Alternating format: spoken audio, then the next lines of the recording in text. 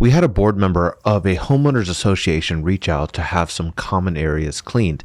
I told them I would do the project for free in exchange for a shout out at their next homeowners meeting. She was excited and grateful because she didn't have a huge budget to work with. I went out on a Friday morning and I had to stop midday to pick up my daughter, but I went back out the following Saturday and I got it all done. There was not a water source nearby, but luckily the representative let me use her water to fill up the tanks. It took about 4 or 5 fill-ups and about 4 hours, but we got it all done. The rep was really happy and she promised to sing our praises at the next homeowners meeting. Also, drop a comment. Would you do this job in exchange for the opportunity to get in front of all the other homeowners? Let me know.